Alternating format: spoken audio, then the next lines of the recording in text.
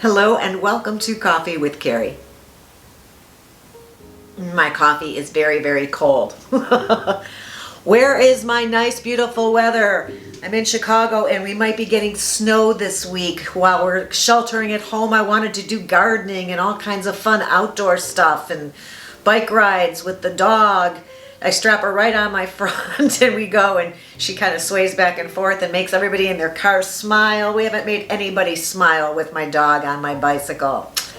Oh well. Today I am going to be sharing with you some safety tips. I know we've done some safety for women during the whole online dating thing. That was dating advice. Today is just straight up. We're over 50, we're busy, we've got a lot on our mind, and we're not always thinking about our own safety. This idea came courtesy of my mother, who was reminding me of some safety things this week, and I thought, make me a little list of those, Mom. I'm going to share them with some friends, and that's what we're doing today. If that's at all interesting, stick around. We're going to get to that right now. Number one in staying safe out there as a woman in the world, according to my mother, is that your elbow is a really, really strong bony joint, and you should be aware of that and use it at every opportunity if you are in contact with a person who is trying to make you do something you don't want to do. Use your elbow. Also, we know the weakest point on another person is probably their groin, so don't forget that either. My daughter was taking Krav Maga for a couple years, which is the Israeli army self-defense. And she taught me some super cool moves, and most of them involved definitely kneeing somebody or grabbing them in the groin area to make them leave you alone. So remember, your elbow and their groin. That's number one. I know you're not doing any traveling right now, most likely, but when you do, this one might really come in handy, because very often when we go to very touristy places, we have a tendency to run into more purse snatchers or pickpockets. And if someone were to ever ask you for your purse, don't ever hand your purse to the person.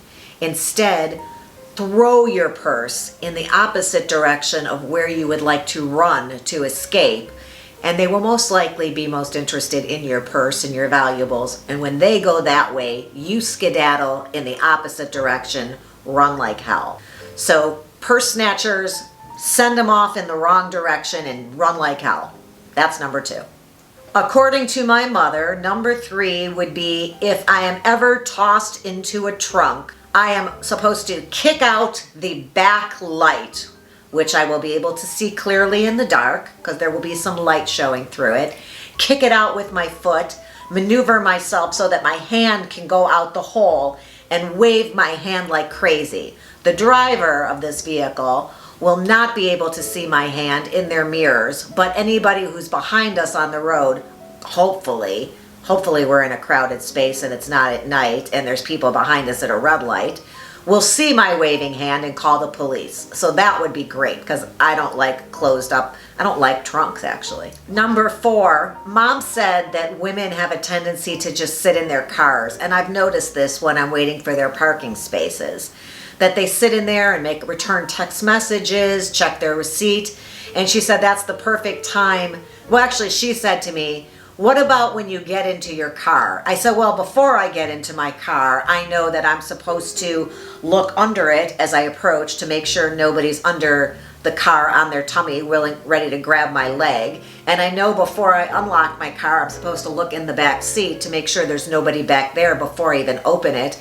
And I know that I'm supposed to check to my side and make sure the vehicle next to me isn't a van with a sliding door. So I have been paying attention.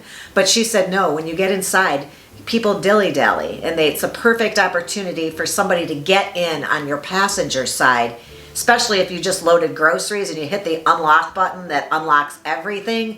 That door is going to be open. So somebody can get in and tell you to drive somewhere, and we never want to drive to a second location, not ever. So as soon as you get in the car, after checking all those things that I usually do, make sure to lock your doors immediately.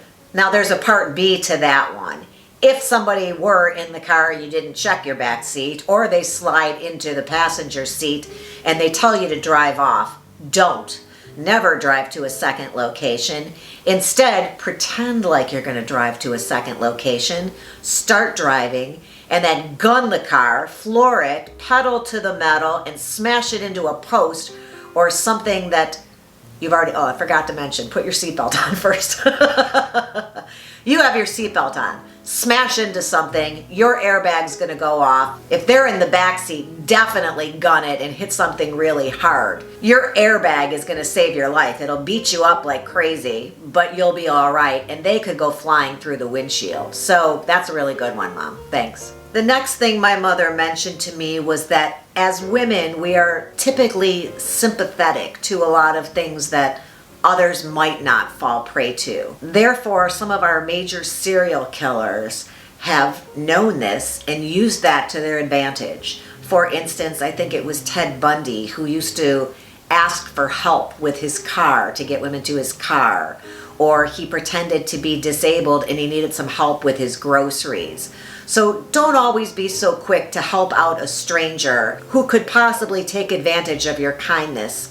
I'm not saying a little old woman, or you know what I'm saying. Just be aware and use your spidey senses, your gut feeling, to know whether you can do that or not, because we're always so anxious to be helpful to other people that it can be to our own detriment.